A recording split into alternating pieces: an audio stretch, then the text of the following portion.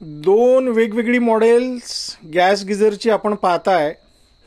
तसा gas geyser 25 वर्षापेक्षा जास्त कालावधीसाठी मार्केटमध्ये आहे, पण हळूहळू त्याच्यामध्ये बदल होत गेले, उत्क्रांती होत गेली आणि एक एक सुधारणा होत गेल्या. पूर्वी सेमी ऑटोमॅटिक गॅस गिझर यायचा, ज्याच्यामध्ये तुम्हाला मॅन्युअली गॅस चालू करायला लागायचा आणि इग्निशन खटक्यावर व्हायचं. त्याच्यानंतर ॲटोमॅटिक गॅस गिझर आले आणि त्याच्यामध्ये तुमचा गॅस पण ॲटोमॅटिक चालू व्हायला लागला आणि इग्निशन पण त्याचवेळी व्हायला लागलं. पण पूर्वी जे गॅस गिझर आहेत ते फक्त हाय प्रेशरवर चालायचे. त्याच्यानंतर आणखी बदल होत गेला की लो प्रेशर गॅस गिझर आले आणि very low pressure gas geyser आले. आता हे तुम्ही जे दोन्ही गॅस गिझर बघताय ते लो प्रेशर किंवा व्हेरी लो प्रेशर आहेत, पण ह्याच्यात आत्ता माझ्या पाहण्यात आलं आहे की 2023 नंतर 24-25 या दरम्यान एक मोठा बदल झालेला आहे. आणि हे दोन्ही गॅस गिझर तुम्ही कम्पेअर केले तर ही बघा, ही याची चिमणी आहे.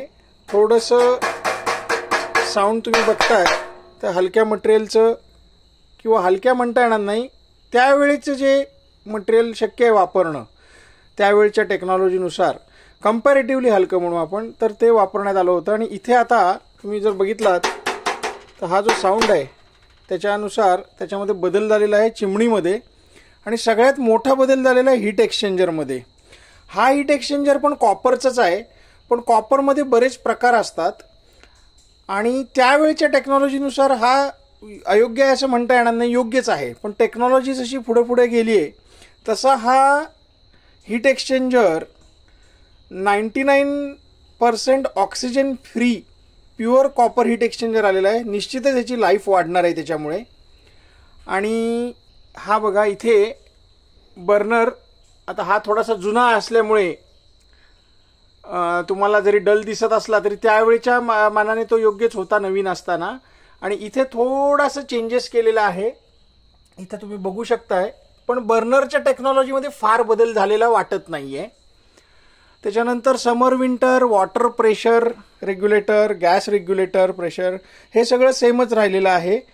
आणखी इथे आता हे जुने पार्ट्स आम्ही काढलेले आहेत, पण ते ऑर्डिनरी क्वालिटी होते त्यावेळी जी टेक्नॉलॉजी अवेलेबल होती. आणि ह्याच्यामध्ये तुम्ही जर बघितलात तर हे सर्किट आहे गॅस गिझरचं, इग्निशन बॉक्स ज्याला आपण म्हणतो.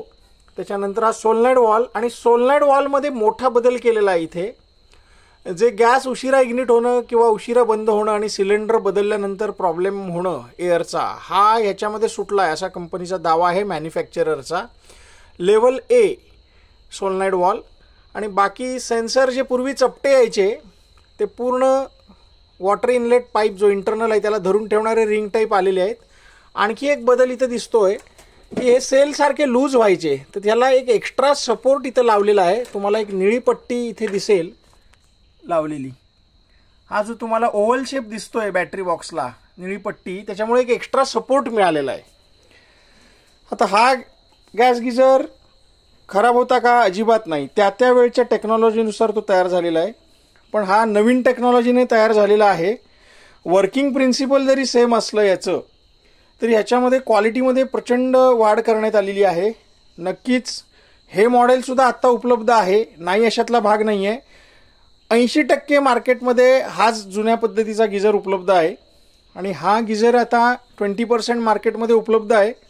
आणि जर ग्राहक योग्य किंमत द्यायला तयार झाले तर याचं प्रमाण वाढत जाईल मार्केटमध्ये आणि ह्याचं कमी होत जाईल. तर ग्राहकांना हेच मला दाखवायचं आहे की आपण लेटेस्ट टेक्नॉलॉजीच्या किती टचमध्ये आहे.